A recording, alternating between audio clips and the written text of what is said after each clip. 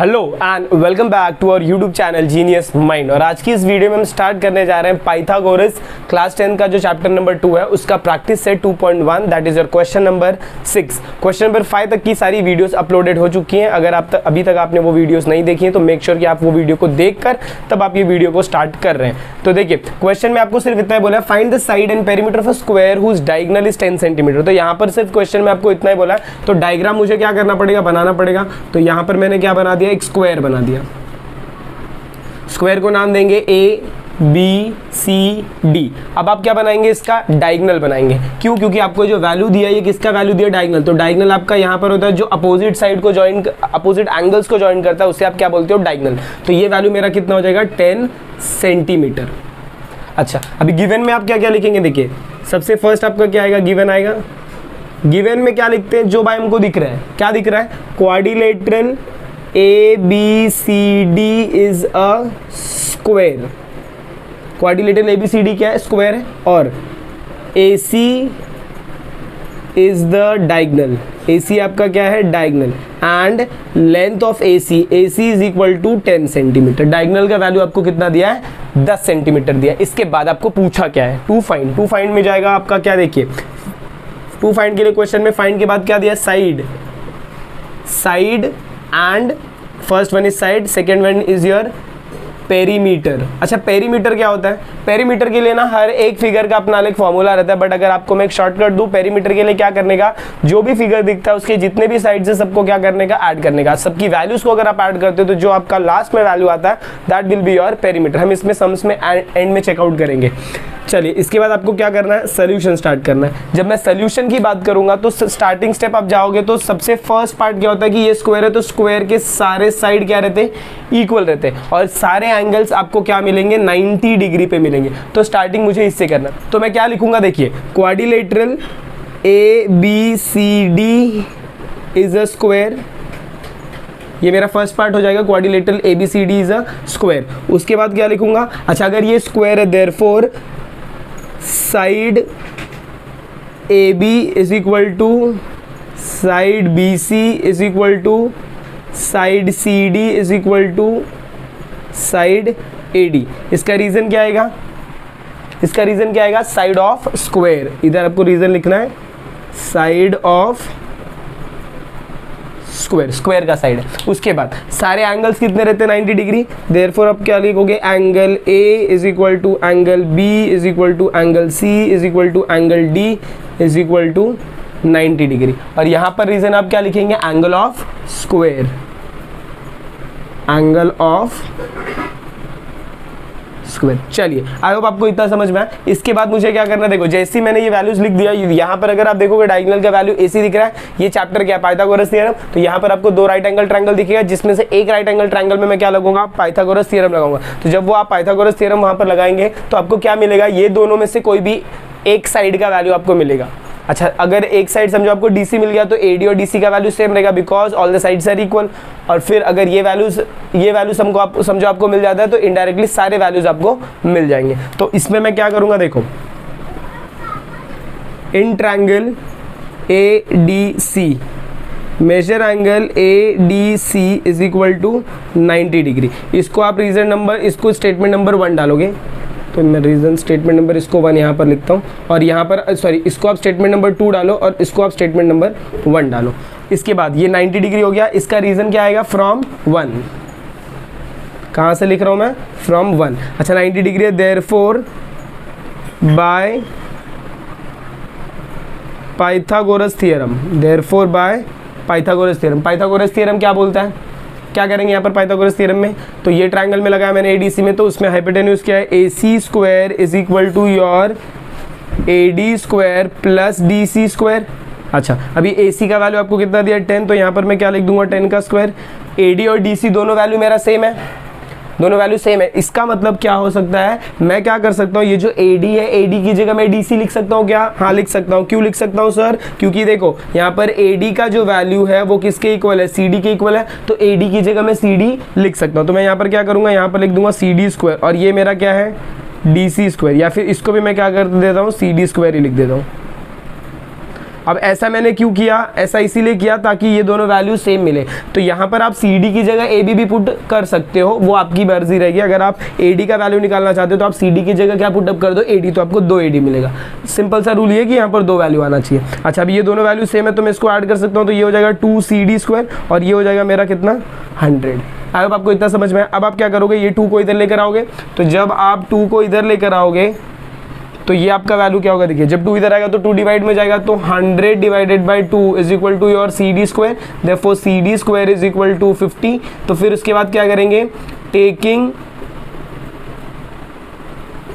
Square root on both side, दोनों side आप square root ले लोगे तो क्या हो जाएगा, CD is equal to under root of 50। हाँ देखिए, फिर इसके बाद हम इसमें क्या करेंगे, 25 इंटू 2 लिख सकते हैं। तो इसको मैं कैसे लिखूंगा, ये मेरा अंडर रूट हो जाएगा, ये हो जाएगा 25 इंटू 2 हो गया। अब ये 25 बाहर हो जाएगा तो CD का वैल्यू कितना हो जाएगा, 5√2। अब आपको इतना समझ में आया कि CD का वैल्यू आपका कितना रहेगा, 5√2 रहेगा। अच्छा, इसके बाद क्या सॉल्व आउट करेंगे, इसके बाद क्या, ये 5√2 हो गया, ये तो मुझे CD का वैल्यू मिल गया। अच्छा, अगर इसका वैल्यू 5√2 तो सारे साइड सेम है, देयरफॉर मैं क्या लिख सकता हूँ, therefore AB is equal to BC is equal to CD is equal to AD is equal to 5√2 centimetre या फिर यूनिट। और रीजन क्या लिखोगे, फ्रॉम 1। अब आपको इतना समझ में आया। अब मुझे क्या फाइंड करना है, ये तो मुझे क्या मिल गया, साइड। अब मुझे क्या लास्ट एक और चीज़ क्या फाइंड करनी है, पेरीमीटर। तो पेरीमीटर के लिए कैसे जाऊंगा, देखिए perimeter of quadrilateral ABCD is equal to AB plus BC plus CD plus AD। सारे वैल्यूज को ऐड करोगे तो ये कितना हो जाएगा, 5√2 प्लस 5√2 प्लस 5√2 प्लस 5√2। और जब सब वैल्यूज को मैं ऐड करूँगा, 5 + 5 10, 10 + 10 20, तो ये कितना हो जाएगा, 20√2। अब आपको इतना समझ में आया, please take a note of this. देखिए बहुत सिंपल क्वेश्चंस थे, खाली यहाँ पर आपको थोड़ा सा अंडरस्टैंडिंग आपको बना के रखनी है। क्यों, क्योंकि जब आप पेरीमीटर बोलते हो तो इसमें 4 इंटू साइड भी होता है। अगर आप 4 इंटू साइड करें तो भी आपका आंसर सेम आएगा। अगर आपको फॉर्मूला नहीं याद रहता 4 इंटू साइड, तो आप सिंपली क्या करिए, सारे जो 4 साइड्स है उनको आप क्या कर दीजिए, ऐड कर दीजिए। Please take a note of this. तो चलिए, आई होप क्वेश्चन नंबर 6 आपको समझ में आ गया। अभी हम स्टार्ट करते हैं क्वेश्चन नंबर 7 से। जब आप क्वेश्चन नंबर 7 देखेंगे तो इसमें आपको एक डायग्राम दिया है जिसमें बोला है DFE जो है वो उसका एंगल 90 डिग्री है, प्लस आपका जो GF है that is your perpendicular to the side DE। अब जब भी ध्यान रखना, जब भी आपको राइट एंगल ट्रायंगल में एक हाइपोटेन्यूज पे आपको परपेंडिकुलर मिल रहा है तो कहीं ना कहीं इसमें आप थ्योरम ऑफ ज्योमेट्रिक मीन लगा सकते हो। अब मुझे चेकआउट करना है कि थ्योरम ऑफ ज्योमेट्रिक मीन लगेगा कि नहीं लगेगा बाय दी 2 पॉइंट वाले वैल्यू को और गिवन को कंपेयर करके। गिवन में अगर आप देखोगे तो आपको GD का वैल्यू 8 दिया, GF का वैल्यू आपको 12 दिया। फाइंड करने को क्या बोला, EG बोला। वाओ, EG आपको फाइंड करने को बोला, इसका मतलब क्या, यहाँ पर थ्योरम ऑफ ज्योमेट्रिक मीन लगेगा। उसके बाद FD बोला, FD फाइंड करने के लिए मैं इसमें पाइथागोरस लगाऊंगा तो भी वैल्यू मिल जाएगा। और EF मुझे कब मिलेगा, जब मुझे EG का वैल्यू मिलेगा। EG की वैल्यू में मैं क्या करूंगा, इस ट्रायंगल में पाइथागोरस लगाऊंगा तो मुझे EF का वैल्यू मिलेगा। मतलब ये सम को मुझे 3 पार्ट्स में सॉल्व करना पड़ेगा। तो लेट्स बिगिन विद द सम। देखिए सोल्यूशन जब आप स्टार्ट करोगे तो सबसे पहले आप क्या करोगे, in triangle DFE, major angle DFE is equal to 90 degree. उसके बाद आपका क्या है, GF is perpendicular to DE, therefore by theorem of geometric mean, therefore by theorem of geometric mean. Theorem of geometric mean आपको क्या बोल के देता है कि जो आपका सेंटर वाला value that is your GF का स्क्वायर इज इक्वल टू, ये जो सेंटर वाला वैल्यू है ये क्या किसका स्क्वायर रहेगा, इसका स्क्वायर रहेगा मल्टीप्लाई बाय दिस वैल्यू और दिस वैल्यू। तो GF square is equal to EG into GD, ये आपका हो जाता है by theorem of geometric mean. अब मुझे क्या करना है, GF है, GF का स्क्वायर कितना दिया, GF का वैल्यू कितना है 12, तो यहाँ पर क्या रखेंगे 12 का square is equal to EG का वैल्यू कितना दिया, नहीं दिया तो EG को ऐसे ही रखो। GD का वैल्यू कितना दिया 8। अब मैं क्या करूँगा, ये 12 स्क्वायर को लिखने से अच्छा मैं 12 इंटू 12 लिखता हूँ, ये 8 यहाँ पर मल्टीप्लाई में इधर जाएगा तो डिवाइड, और यहाँ पर मेरा क्या हो जाएगा, EG हो जाएगा। इसके बाद क्या करना है, अगर आप चेकआउट करो तो ये 4 के टेबल में डिवाइड होगा, तो 4 2 ज़ा 8 और 4 3 ज़ा 2 1 ज़ा 2 6 ज़ा, तो मेरे पास वैल्यू कितना आता है 3 into 6 is equal to your EG, therefore EG is equal to 18 centimetre या फिर 18 यूनिट, जो भी दिया रहेगा। अगर आपको सेंटीमीटर दिया तो सेंटीमीटर, यूनिट दिया तो यूनिट।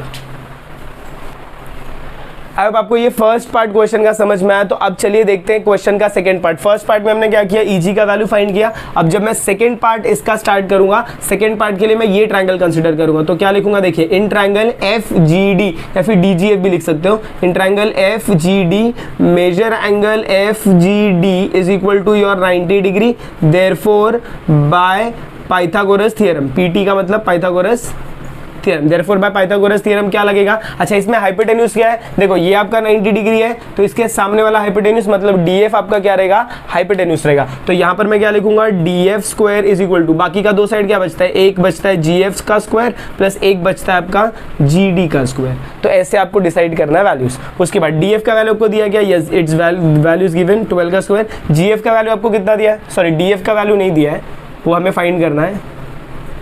GF का वैल्यू आपको गिवन है, that is your 12 plus GD का वैल्यू कितना दिया, 8। अब सॉल्व आउट करेंगे तो ये हो जाएगा 144, ये हो जाएगा आपका 64। ऐड करेंगे तो ये वैल्यू हो जाएगा 8, 14 प्लस 6 208 हो जाएगा। अच्छा, अभी 208 है, तो इसका आपको क्या निकालना है, taking square root. Taking square root on both side. जब मैं दोनों साइड स्क्वायर लूंगा तो ये कितना हो जाएगा, DF is equal to under root of 208।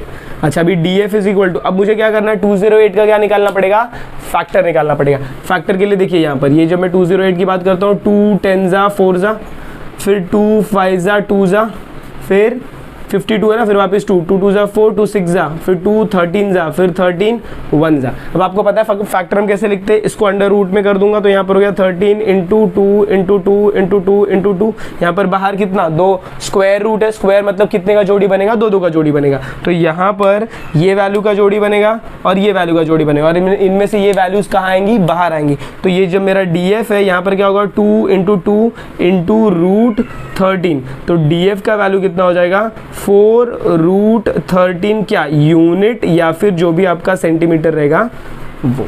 अब आपको ये क्वेश्चन, ये पार्ट भी समझ में आ गया। ये क्वेश्चन का सेकंड पार्ट था, ये फैक्टर्स देख लीजिए, ऐसे निकालेंगे।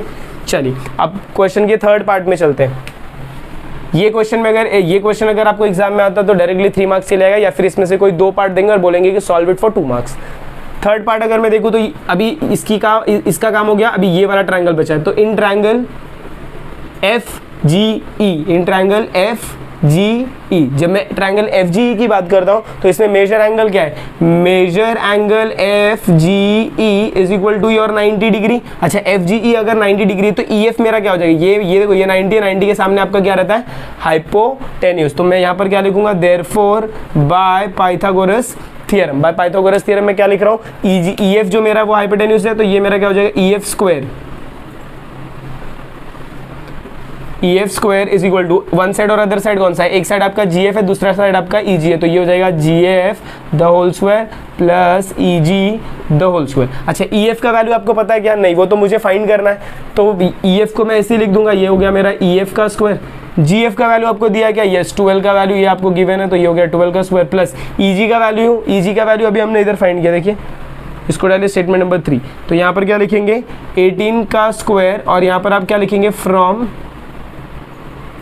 3 एंड गिवन। अब ये 12 का स्क्वायर क्या होगा, 144। 18 का स्क्वायर कितना होता है, 18 का स्क्वायर अगर आप मल्टीप्लाई करो 18 इंटू 18, नॉर्मली देखो अगर आपको स्क्वायर निकालने नहीं आता है तो कैसे निकालते हैं, स्क्वायर निकालने नहीं आता है तो एक शॉर्ट ट्रिक की वीडियो मैंने डाली, आप वहाँ पर चेकआउट कर सकते हैं, बट यहाँ पर फिर भी मैं बता दे रहा हूँ। 1 का स्क्वायर 1 होता है, 18 का स्क्वायर कितना होता है, 18 का स्क्वायर, जल्दी बोलो, सॉरी 18 बोल रहा हूँ, 8 का स्क्वायर कितना होता है, 64 हो जाएगा। अच्छा, अब इसको मल्टीप्लाई करो, 8 1 जा 8, 8 2 जा 16। अब ये 16 को ना इधर रखो, ऐड करो, 4 6 प्लस 6 12 2 1 और ये 3, तो 324 इसका क्या हो जाएगा, स्क्वायर हो जाएगा। अगर अच्छे से जानना है तो फिर शॉर्ट्स की वीडियोज़ में देख लीजिए। चलिए, इसके बाद इसके आगे हम क्या करेंगे, ऐड करेंगे दोनों वैल्यू को। जब आप दोनों वैल्यू को ऐड करेंगे तो 4 + 4 8 हो जाएगा, 4 + 2 6 हो जाएगा, 3 + 1 कितना होगा, 468 हो जाएगा। अब 468 के वैल्यू को जब मैं आगे फर्दर सॉल्व आउट करूंगा तो यहाँ पर मेरा क्या हो जाएगा, EF स्क्वायर। हाँ, फिर इसके बाद मैं क्या करूंगा, taking square root on both side, दोनों साइड में स्क्वायर रूट लूंगा तो ये हो जाएगा मेरा EF is equal to under root of 468। अब मुझे क्या करना पड़ेगा, 468 का फैक्टर निकालना है। देखो यहाँ पर निकालता हूँ, 4 6 8, 4 6 8 का फैक्टर देखो कैसे निकालेंगे। यहाँ पर लिखेंगे 2 2 ज़ा 4, 3 ज़ा 6, 2 4 ज़ा 8, फिर 2 1 ज़ा, फिर 2 1 ज़ा, फिर 1 कैरी 2 7 ज़ा, फिर ये 117 आ गया। तो ये आपको कौन से टेबल में जाएगा? 3 के टेबल में जाएगा। 3 के टेबल में कैसे? 7 + 1 8 + 1 9, 9 है तो 3 के टेबल में जाएगा, तो 3 दे लिखूंगा। 3 के टेबल में 11 नहीं आता है, 3 3 ज़ा 9, फिर 2 कैरी 3 9 ज़ा 27, ये 13 है। 9 3 12, ये भी 3 में जाएगा। 3 1 ज़ा 3, 3 ज़ा, फिर ये कितना होगा? 13 1 ज़ा 13। अब जब आप इसको फर्दर सॉल्व आउट करेंगे तो ये वैल्यू आपका कितना हो जाएगा? अभी आपको यहाँ पर मैंने रूटिंग का सिस्टम बताया, तो ये कितना हो जाएगा? 2 × 2 × 3 × 3 × 13। अब इसमें से आपको क्या करना है? वैल्यूज़ को बाहर लेना है, दो दो का जोड़ी बनाकर। तो इसमें से एक 2 बाहर आ जाएगा और एक 3 बाहर आ जाएगा, और इधर क्या बचेगा? √13। तो 3 2 ज़ा 6 √13, ये आपका किसका वैल्यू हो जाएगा? EF का वैल्यू हो जाएगा। यहाँ पर आप यूनिट लिखेंगे, अगर क्वेश्चन में यूनिट दिया तो यूनिट लिखेंगे, अगर सेंटीमीटर मीटर दिया तो वो वैल्यू लिखेंगे। आई होप आपको ये क्वेश्चन समझ में आया। Please take a note of this. I hope आपको क्वेश्चन नंबर 7 समझ में आ गया। तो चलिए क्वेश्चन नंबर 8 की तरफ मूव करते हैं। क्वेश्चन नंबर 8 में सिर्फ आपको एक ही चीज दी है, length and breadth of rectangle is 35 centimetre and 12 centimetre, find the length of its diagonal. इतना ही क्वेश्चन में दिया है। तो आप सबसे पहले क्या करेंगे? एक रेक्टेंगल बनाएंगे जिसमें आप नाम नेमिंग कर देंगे और उसमें से एक डायगोनल बनाएंगे। जैसे आप रेक्टेंगल में एक डायगोनल बनाते हैं तो रेक्टेंगल में डायगोनल बनाने के बाद that diagonal divides the rectangle into 2 right angle, 2 right angle में डिवाइड करेगा। अच्छा, all the angles of right angle are 90 degree, तो यहाँ पर 90 डिग्री भी मिल गया, राइट एंगल ट्रायंगल भी मिल गया। तो जैसे ही 90 डिग्री मिलता है, राइट एंगल ट्रायंगल मिलता है, हम उसमें क्या लगा सकते हैं? Pythagoras theorem. तो यहां पर मैं कैसे स्टार्ट करूंगा? देखो, in triangle ADC major angle ADC is equal to 90 degree. Reason क्या लिखेंगे? Angle of rectangle. ध्यान देना, आप ABC में भी लगा सकते हो, बट ABC में अगर आप वैल्यूज को लगा रहे हो तो भी आपका आंसर क्या आने वाला है? सेम ही आने वाला है। देखिए, ADC हो गया therefore by Pythagoras theorem. Pythagoras theorem जब आप यूज करते हो तो पाइथागोरस थ्योरम क्या बोलता है? AC का स्क्वायर आएगा। तो यहाँ पर क्या हो जाएगा? AC का square is equal to AD का स्क्वायर प्लस DC का स्क्वायर। ये आपको वैल्यू मिल गया। अच्छा, AC का वैल्यू कितना है? AC का वैल्यू आपको दिया क्या? नहीं, वो तो मुझे सर चाहिए। AD का वैल्यू कितना है? AD मेरे को दिया है 12, तो यहाँ पर मैंने क्या रख दिया? 12 प्लस ये मेरा हो जाएगा 35 का स्क्वायर। फिर से याद रखना, बोल रहा हूँ कि अगर आपने स्क्वायर का वीडियो ट्रिक नहीं देखा तो मेक श्योर आप उसे देखकर फिर इधर आएंगे। 12 का स्क्वायर 144 प्लस 35 का स्क्वायर कितना होता है? 1225। और जब आप ये वैल्यूज को ऐड करेंगे तो ये वैल्यू कितना हो जाएगा? 5 + 4 9 हो जाएगा, 4 + 2 6 हो जाएगा, 2 + 1 3 हो जाएगा, और ये 1369 AC स्क्वायर। अब मैं क्या करूंगा? Taking square root on both side. जैसे मैं स्क्वायर रूट लेता हूं तो AC मेरा कितना हो जाएगा? √1369। और जब मैं इसका अंडर रूट लूंगा 1369 का, तो AC का जो वैल्यू रहेगा वो कितना हो जाएगा? 37 सेंटीमीटर। अभी मैं बताता हूँ 37 कैसे है। देखो, ये 1369 है, मुझे क्या करना है? इसका फैक्टर निकालना पड़ेगा या फिर रूट निकालना पड़ेगा, बट आपको एक शॉर्टकट ट्रिक बताता हूँ। देखिए, यहाँ पर अगर आप देखें तो ये कितना था? 1225, वो किसका है? 35 का है। मतलब ये जो नंबर है ये 1225 से बड़ा है। अच्छा, अगर 1225 से बड़ा है तो 35 के जितने भी नीचे वाले नंबर वो मुझे ये स्क्वायर दे सकते क्या? नहीं दे सकते। तो मुझे क्या करना पड़ेगा? इसके बाद ट्राई करना पड़ेगा। इसके बाद क्या आता है? 36 आता है। 36 का स्क्वायर अगर देखूं तो इसके एंड में क्या आता है? 6 आता है। फिर क्या आता है? 37। 37 के एंड में क्या आता है? 9। इसके एंड में भी 9 आ रहा है, तो शायद ये 37 का स्क्वायर हो। अच्छा, अगर आप मल्टीप्लाई करो 37 × 37 तो आपको क्या मिलेगा? यही वैल्यू मिलता है 1369। तो ऐसे आप शॉर्टकट तरीकों से भी वैल्यूज को याद रख सकते हो या फिर वैल्यूज को निकाल सकते हो। तो AC का वैल्यू आपको कितना है? 37 सेंटीमीटर। तो आप लास्ट में स्टेटमेंट क्या लिखेंगे? Therefore the length of diagonal, therefore the length of diagonal is 37 centimetre.